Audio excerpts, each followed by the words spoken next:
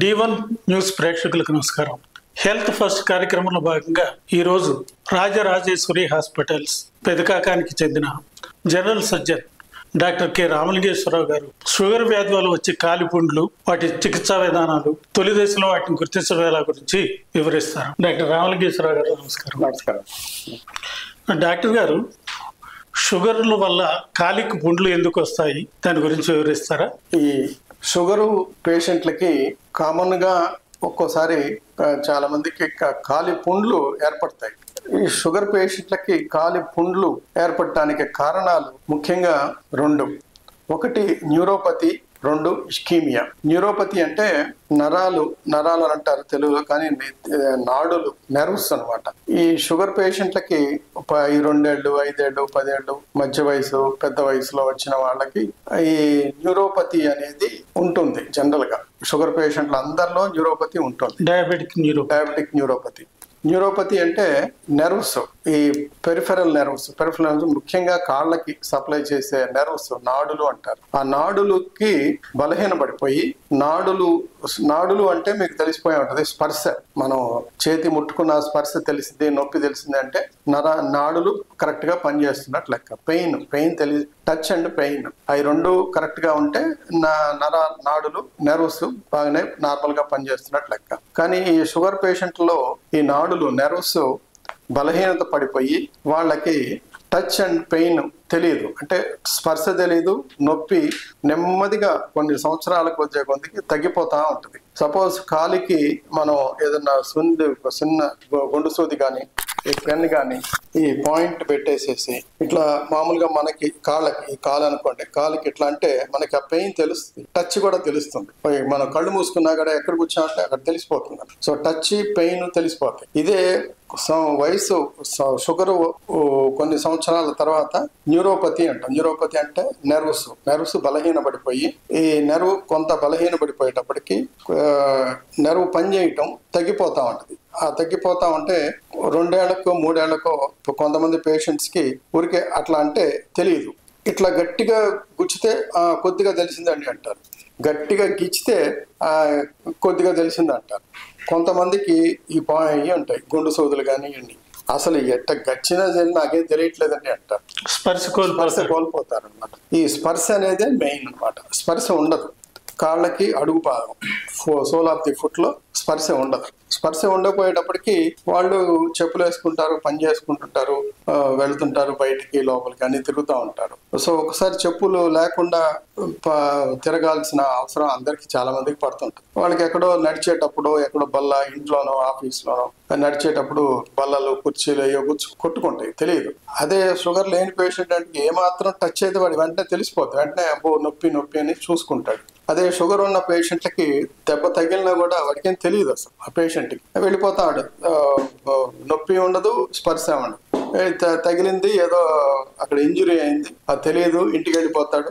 ఇప్పుడు ఆ రోజు మర్నాడు ఇంట్లో వాళ్ళు కొంతమంది చెప్తారు, ఇదేంటి కాలు ఇట్లా అయిపోయింది, లేకపోతే ఆయనే చూసుకుంటాడు. గాయాలను కూడా గుర్తించలేదు, తెలియదు.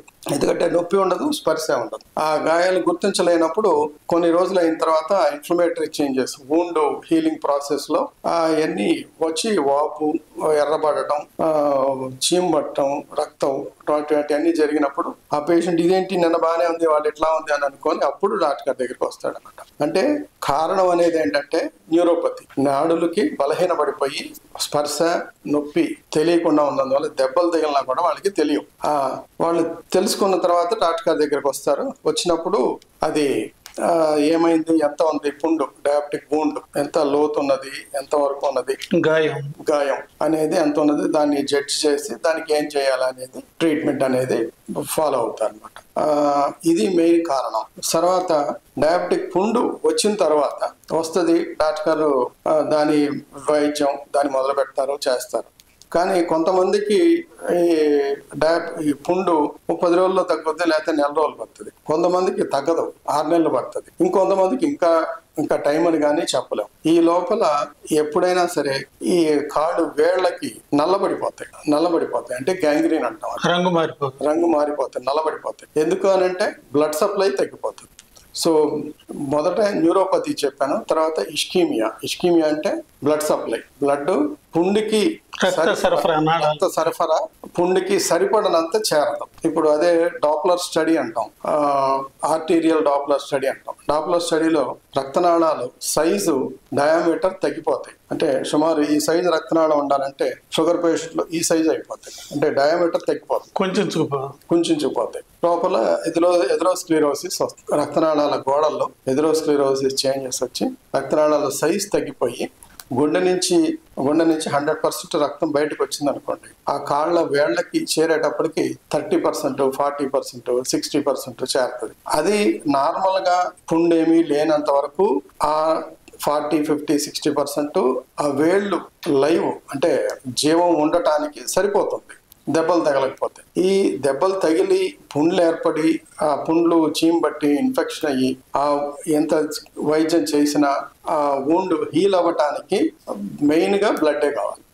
ఆ బ్లడ్ సప్లై అనేది తగ్గిపోతుంది, పుండుకి చేరటల్లా 30, 40, 50% జరుగుతుంది. ఆ 40, 50% రక్తం పుండు మానటానికి సరిపోవడం లేదు. సరిపోకపోయేటప్పటికి ఇంకా డిలే అవుతుంది, చివరికి 20% వస్తుంది, గ్యాంగ్రీన్ అయిపోతుంది. 10%, 20% గ్యాంగ్రీన్ అంటే వేళ్ళు, కాలి వేళ్ళు నల్లబడిపోతాయి మొత్తం, ఒకటి కానీ 2 కానీ ఎట్లయినా సప్లై బట్టి పుండ్లు ఏర్పడి నల్లబడిపోతాయి. గ్యాంగ్రీన్ ఆఫ్ ది టో అంటాం, బిగ్ టో కానీ first, second toe, third toe. అప్పుడు గ్యాంగ్రీన్ అయినప్పుడు ఆ వేలు తీసేయడం తప్పదు, ఎందుకంటే that's a dead tissue, necrotic dead tissue. అదే అయిపోయింది, అది ఆ వేలికి జీవం లేదు, ఇక్కడ బ్లడ్ సప్లై అనేది జీరో అయిపోయింది. జీరో అయిపోయేటప్పటికి నల్లబడిపోతుంది, నల్లబడితే తీసేయటమే. సో డయాబెటిక్ పుండు వచ్చి రావటానికి కారణం న్యూరోపతి, పుండు మానటానికి కారణం blood supply, ischaemia. So neuroischaemia అంటాం దీన్ని. సో ఈ విధంగా ఉన్నప్పుడు షుగర్ పుండ్లు రావటానికి అవకాశం, వచ్చిన తర్వాత వైద్యం చేయించుకోవటం. ఆ వైద్యం కూడా ఈ రక్త ప్రసారాన్ని బట్టే ఆధారపడి ఉంది. రక్త ప్రసారం 70% ఉందని, సో పుండు మానటానికి అవకాశం అనేది డాప్లర్ స్టడీ వల్ల తెలుస్తుంటుంది. డాక్టర్ గారు, షుగర్ వ్యాధి వచ్చిన వారు మిథైల్ కోబాల్ లాంటి సప్లిమెంట్స్ వాడి కానీ ఇతర మందుల ద్వారా కానీ కొంతకాలం కాపాడుకోవచ్చా, వివరిస్తారా డాక్టర్ గారు? ఈ న్యూరోపతి అనేది షుగర్ పేషెంట్లో కామన్ గా వస్తూనే ఉంటుంటది. పేషెంట్లు కొంతమంది వాళ్ళే టచ్ సెన్సేషన్ సొంతగానే వాళ్ళకి పరీక్ష చేసుకోవాలి. అంటే నేను కొంతమంది పేషెంట్ చెప్తాను, ప్రతిరోజు స్నానం చేసిన తర్వాత ఎవరి పాదాలు వాళ్ళే చూసుకోవటం, ఊరికే కాలు మీద కాలేసి మరి పాదం చూసుకుంటే వాళ్ళు నల్లగా ఉందా, ఎర్రగా ఉందా, లేకపోతే ఇంకా ఎక్కడ చేంజెస్ ఏమైనా ఉన్నాయేమని వాళ్ళకే తెలిసిపోతుంది. ఏమాత్రం చేంజెస్ ఉంటే డాక్టర్ గారిని సంప్రదిస్తే అది ఎందుకు వచ్చింది అనేది పరీక్షలు తర్వాత చేసి నిర్ధారణ చేయటం. సో కొంతమందికి వాళ్ళే టెస్ట్ చేసుకుంటారు. ఇందాక నేను చూపించినట్టు సూది గుచ్చితే ఇక్కడ గుచ్చితే నొప్పి తెలిసిందండి, ఇక్కడ గుచ్చితే నొప్పి తెలియలేదు అని వాళ్ళే చెప్పుకుంటారు. సో అటైతే న్యూరోపతి అనేది ఉన్నది. పుండు అట్లా ఏమీ లేదు. సో ఈ న్యూరోపతి ఒక్కటే ఉన్నప్పుడు ఈ మందులు ఉన్నాయి కొన్ని, గాబా న్యూరోన్, మిథైల్ కోబాల్మిన్, ఇది గాబా నొప్పి తగ్గటానికి ప్రిగాబాలిన్, గాబాపెంటిన్. ఇవన్నిటి ఏంటంటే నెర్వ్ రీజెనరేటర్స్ అంటారు. నెర్వ్ రీజెనరేటర్స్ అంటే నెర్వ్ని కొద్దిగా బలహీనంగా ఉన్న నెర్వ్ని కొద్దిగా బలంగా కొద్దిగా ఇంప్రూవ్ చేయడానికి, నెర్వ్ సెన్సిటివిటీ ఇంప్రూవ్ చేయడానికి కొంత భాగం ఉపయోగపడతాయి, కొంత మేరకు. అట్లాగే ప్రిగాబాలిన్ అని పెయిన్ తగ్గిస్తాయి కొద్దిగా.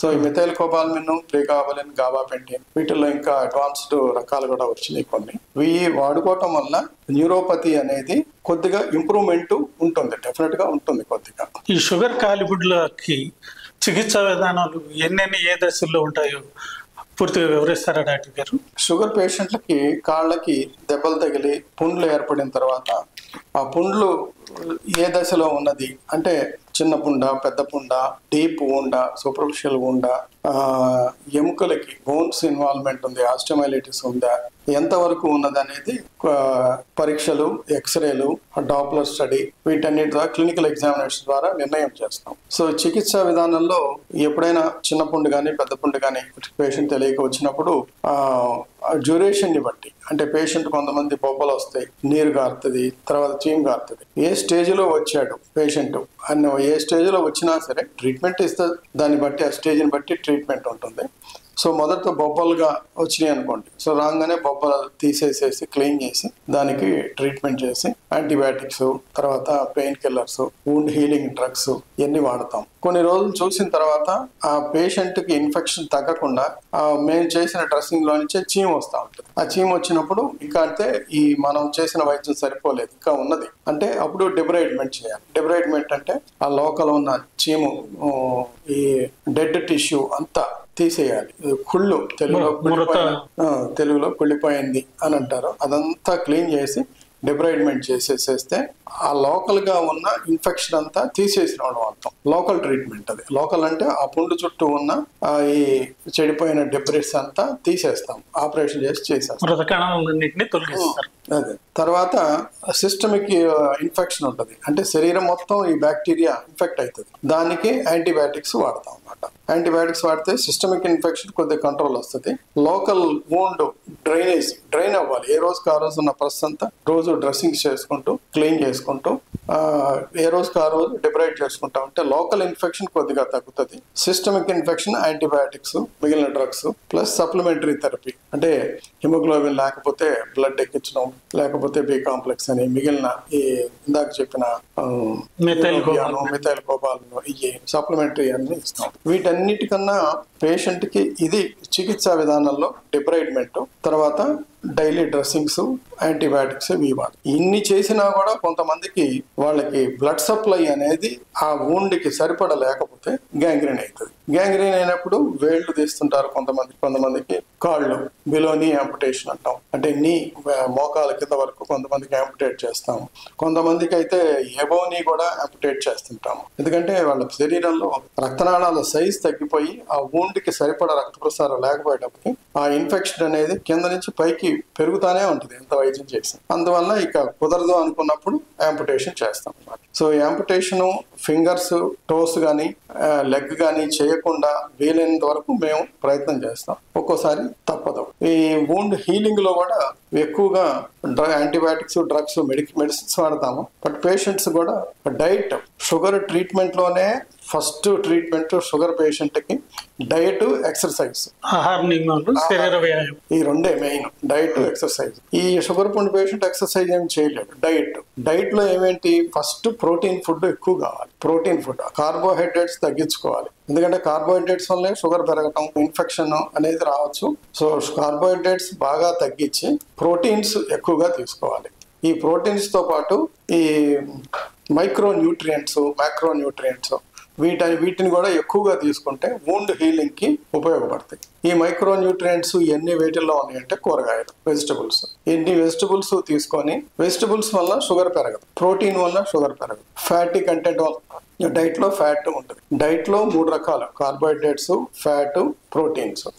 ఈ మూడిట్లో కార్బోహైడ్రేట్స్ అనేవి తగ్గించుకోవాలి, ఫ్యాట్స్ తీసుకోవచ్చు కొద్దిగా, ప్రోటీన్స్ బాగా తీసుకోవాలి. వీటన్నిటి వల్ల ఏంటంటే ఇన్ఫ్లమేటరీ ప్రాసెస్ లో, వూండ్ హీలింగ్ ప్రాసెస్ లో వూండ్ కి సరిపడిన గాయమానడానికి ఉన్న మైక్రో న్యూట్రియంట్స్ ఇవన్నీ వస్తూ ఉంటే వూండ్ హీలింగ్ అవుతుంది. అంటే ఇక్కడ ఏంటంటే ఇద్దరు ప్రమేయం. షుగర్ పేషెంట్ వచ్చారు, షుగర్ పేషెంట్ కి, షుగర్ డయాబెటిక్ ఫుడ్ పేషెంట్ కి వచ్చాడు హాస్పిటల్ కి, డాక్టర్ గారు దాన్ని డిబ్రైడ్మెంట్, మందులు ఇవన్నీ చేస్తారు. అంతే పర్సంటేజ్ గా పేషెంట్ ఆహారం తీసుకోవాలి. ఆహారంలో ప్రోటీన్స్, ఈ కూరగాయలు, ఎగ్ ఇటువంటివన్నీ బాగా తీసుకుంటే వూండ్ హీలింగ్ కి బాగా ఉపయోగపడతాయి.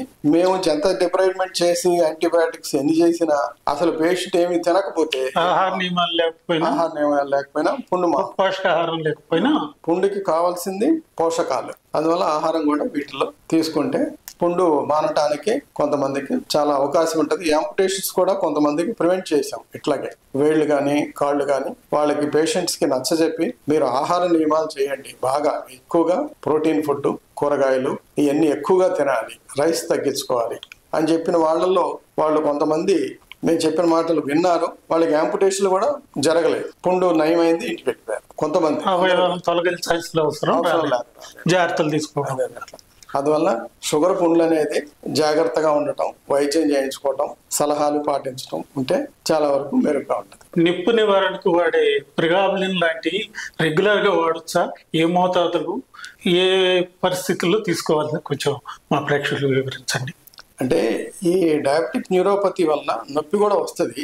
ఆ నొప్పికి ప్రీగాబాలిన్, గాబాపెంటిన్ ఇటువంటి వాడుతుంటారు. మిథైల్కోబాల్మిన్ నెర్వ్ రీజనరేటర్స్ ఈ వాడినందువల్ల కొంతవరకే ఉపయోగం ఉంటుంది. కానీ ఇప్పుడు పేషెంట్ బాగా కాలు పుండు లేదు, బాగా న్యూరోపతి, నెర్వ్స్ కాళ్ళు పీకటం, టింగ్లింగ్, నంబ్నెస్ అంటాం, అంటే బాగా కాళ్ళు మొద్దుబారిపోయి తిమ్ముర్లు ఇవన్నీ అంటారు. వాళ్ళకి మిథైల్కోబాల్మిన్, ప్రీగాబాలిన్ ఇస్తుంటాము. ఇచ్చినందువల్ల కొంతవరకు ఉపయోగం ఉంటుంది, కానీ పూర్తిగా వెనక్కి పోవడం అనేది ఉండదు. ఉపశమనం అంతే. కొంతమంది 10 రోజులు వైద్యం తీసుకుంటారు, నెల, 2 నెలలు, 3 నెలలు తీసుకోవచ్చు. వీటి వల్ల నష్టం లేదు. అంటే కంటిన్యూస్ గా తీసుకోవాల్సిన అవసరం లేదు. ఆ న్యూరోపతి ఉన్నప్పుడు నెల, 2 నెలలు, 3 నెలలు తీసుకోవచ్చు అంతే. ఎందుకనంటే షుగర్ వ్యాధి వచ్చినప్పుడు న్యూరోపతి న్యూరాన్స్ డ్యామేజ్ అవ్వడం అనేది ప్రోగ్రెసివ్. ఇవాళ ఇంత ఉంటే రేపు ఇంకా ఎక్కువైతుంటాయి. సో బాధ నివారణకి అంతే, ఉపశమనానికే కానీ ఈ మందులు అవసరం వచ్చినప్పుడు వాడుకోవాలి. మిథైల్కోబాల్మిన్ ఏ మోతాదులు వాడాలి డాక్టర్ గారు? రెగ్యులర్ గా వాడొచ్చా షుగర్ రోగులు? మిథైల్కోబాల్మిన్ కూడా 1000 mg ఉన్నాయండి, 1500 mg ఉన్నాయి. మొదట్లో లో డోసెస్, మామూలు యావరేజ్ డోసెస్ లో స్టార్ట్ చేస్తాము. కొద్దిగా మెరుగు బాగానే ఉంది అనుకుంటే ఇంకొంచెం 1500 mg కూడా వెళ్ళొచ్చు అనమాట. కొన్నాళ్ళు వాడుకోవటం, వీటి వల్ల కూడా ఉపశమనం అంతే. అట్లా కొంతమేరకు బాధ తగ్గుతుంది. డాక్టర్ రామలింగేశ్వరరావు గారు, షుగర్ వ్యాధి వల్ల వచ్చే కాలి పుండ్లు, చికిత్సా విధానాలు, తీసుకోవాల్సిన జాగ్రత్తల గురించి ఎంతో వివరంగా తెలియజేశారు. ధన్యవాదాలు. నమస్కారం డాక్టర్ గారు.